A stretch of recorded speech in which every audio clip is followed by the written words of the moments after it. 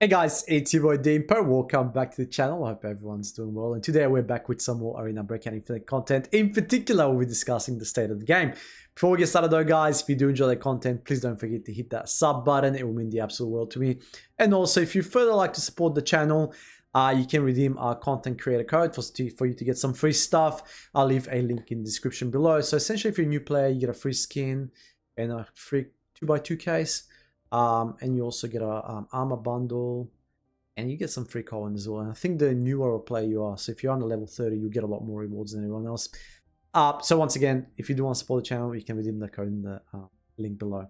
Now, back to the issue at hand here. So if you've been following the latest developments, we had an update today, actually. And in the latest update, they've removed, so it's a huge update, right? So every time you used to use a surgical kit, it used to pretty much reduce the body part health. So if you use like a standard surgical kit, you lose 40%. So if you were to like stitch up an arm, your health will lower by 40%, and then another 40% of the already deducted amount, right? So they removed that, which is pretty interesting. They also removed the chance that some of the premium ammo will inflict you with a wound. I don't know how I feel about that, because flash damage rounds, that's where they really shine, right? They inflict wounding and whatnot. And also did some changes to the M4A1, among a couple of other things. But before we get into that one, let's just discuss where the game is at as of May 2025. And I'm happy to say we've turned a new page. We've turned a new page. There was a lot of questionable updates, some of which I did not agree at the start. Most of which now I'm fairly content with. And some of the biggest ones were the armor changes / the bullet nerf. So they nerfed the ammo twice, they nerfed the range twice. So now if you go through like any assault rifle, for example, you'll find that the range has been significantly nerfed. So I'm gonna go here just to compare it for you, right? So if you open this here, you see about 52 effective range, and this is with an extended barrel. You get something like a short barrel H4, you only look at 32 range, and range matters hell of a lot, like heck of a lot, right? So that's a major update, which made T5 very viable, whereas in Season 0 and beginning of Season 1, you either wore T4 or T6, like T5, it made like no sense to wear. Now T5 armor is the minimum I'll recommend. At the very least, you want to be running a T5 helmet. And you can get a cheap T5 helmet in the SH60, and you get a decent face shield. Most of the guys on Lockdown and Normal will run T4 ammo. Forbidden, you will obviously be running T6. That goes without saying, because now there's actually a lot more Chads on Forbidden and a lot less rats on Forbidden, believe it or not. Still not where it should be, because there's no limit. So the minimum limit on Forbidden, in my opinion, needs to be changed. It shouldn't be 300, it should be at least 500. And Lockdown should be, from 300, because that's where Normal ends, say to like 500, whatever Forbidden begins, right? So, but there needs to be a ceiling there. Otherwise, right now, there's not much to distinguish between Lockdown and Forbidden, and a lot of people are getting frustrated because people go over-kitted, fighting people with like 100k kits in Lockdown. Love it, hate it, argue it any way you want. That's just my opinion. Whether you agree, disagree, it's completely up to you. I just feel like the divide is just not there between Lockdown and Forbidden. So that's why we moved on from Season 0 to Season 1. So this is about discussing the state of the game. And of course, I have to make the comparisons. Therefore, huge W. So it'll be a W or an L. It is W. I think the armor changes, the helmet changes, and the range nerfs are W, because it now, if there's a guy in the bush camping, you can get away, reposition. But also on the other end of the spectrum, if you do sort of unload a mag and don't kill someone, it can get a little bit frustrating. So it's a double-edged sword though, right? I'm leaning more towards W in that regard. So next up, the ammos, right? Ammo is now, the prices have been rebalanced. So a lot of people are like, oh, ABI market is manipulated. Yes, it is manipulated, because the game has no wipes. The market needs to be manipulated because the market cannot adjust itself. Therefore, it's very important that they do manipulate the market. And what do you get when you manipulate the market? Well, you get things like this, where red ammo costs you 18 grand, whereas before red ammo only used to cost like, what, 6,000 to 7,000, right? So it's almost tripled in price, And without market manipulation, you will still have rats running red ammo and one tapping you to your T6 helmet. So that was a massive, massive W in my opinion. However, I still believe T5 ammo like the M995, it needs to be further adjusted. I don't think 6K is an accurate reflection. Like this ammo should not be more than 4,500 per round. I think out of all the T4 ammo, so I think this is probably in the best place. The DVC and DPV ammo, M995 should be within this range. Like should not exceed that. I don't know why it exceeds that. I mean, even BS is in a good place as well. 4.6, still not as bad as 6.5 or whatever it is that M95 costs these days, right? So ammo, once again, massive W. So we've had armor changes, we've had ammo changes. So both of those things I think have come a very, very long way. So it's worth mentioning that, you know, Season 0 armor was overpowered. You could one-tap T4 with a Mosin. That is now no longer the case. Plus, they've adjusted the prices as well, which I think better reflects the economy, especially as more and more people get richer in this game. The economy needs to be guided, right? We need that invisible hand guiding the economy. Otherwise, the market's going to get whacked out of control.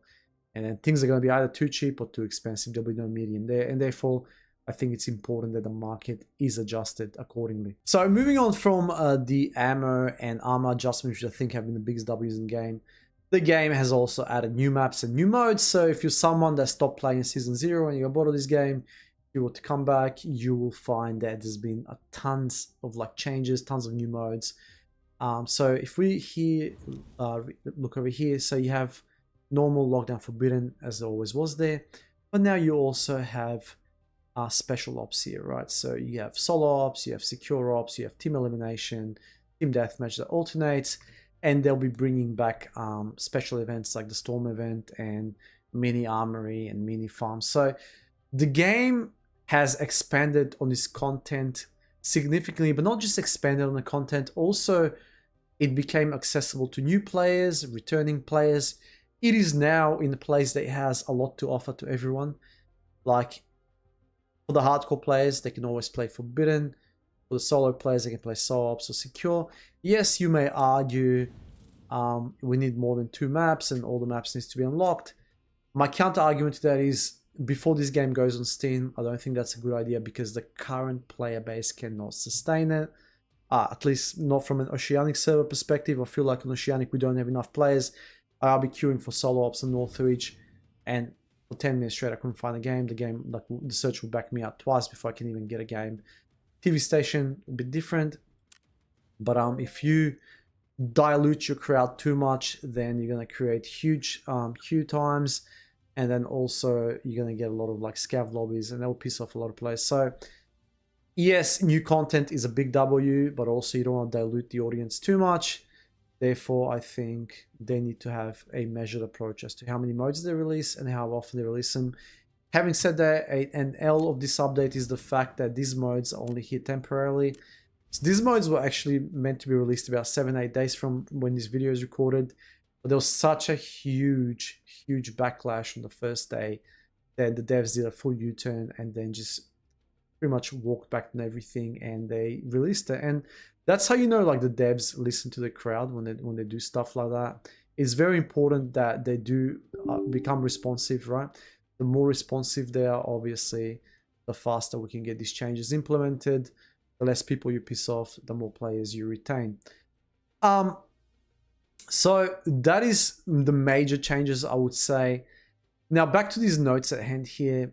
It said that also improved the extraction conditions for Northridge. So I remember once I extracted there on Forbidden, right? I had 4 rats throwing grenades right at the extract. So going forward, the Northridge Hotel Armored Vehicle extraction will no longer be an issue because it will no longer notify them when someone takes the extract. And also it went from 60 seconds to 30 seconds, which makes extraction a lot easier now. Another thing is they increased the tracking range of front sights. We're aiming at a moving target, allowing you to aim more precisely when you draw your gun. I don't think this was ever an issue, to be honest.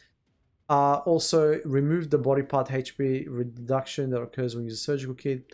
We discussed this already. Massive W.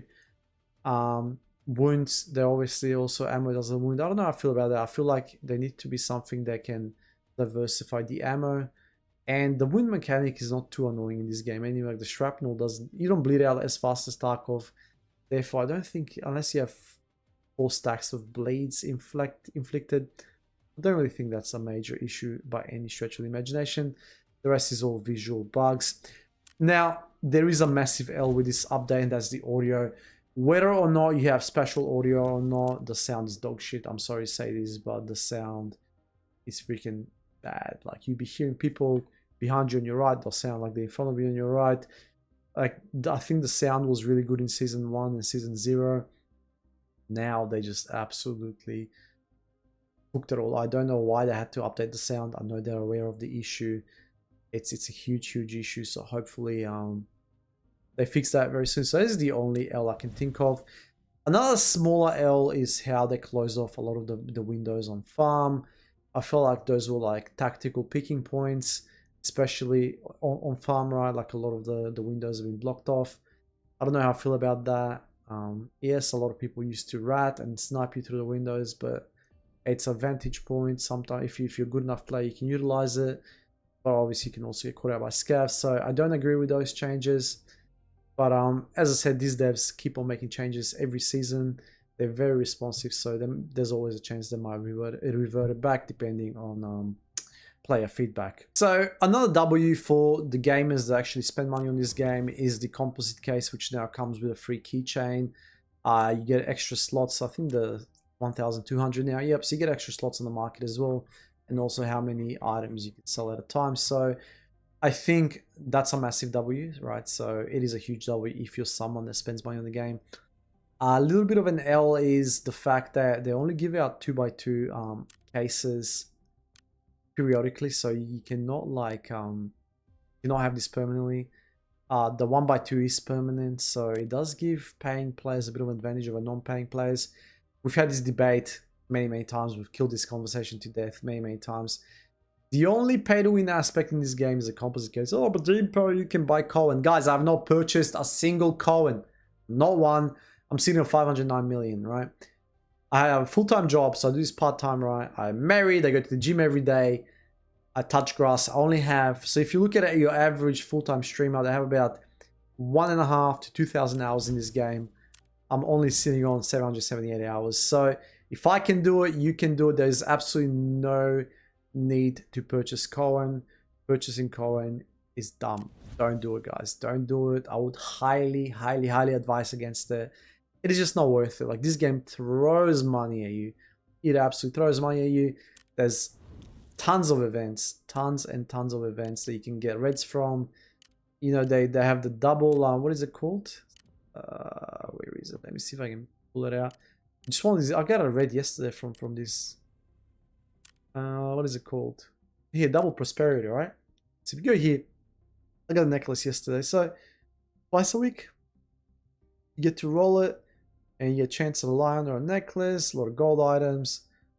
I mean, you're still walking over 50k no matter what you roll here, right? Or more, depending on what you get. So take my advice, or should I say heed my advice, do not purchase Cohen unless you're extremely busy and you want to pick up where you left off and you want to play with your friends but you don't have time to farm.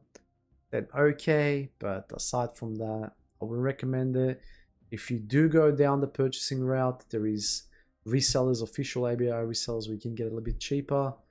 Not that I encourage you to spend, but if you do want to be a bit more savvy with your money, you can do that.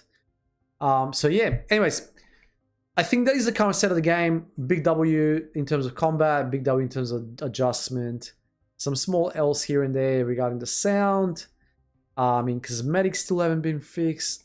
They still cost a ton, and they will not get cheaper because of how this game is modeled.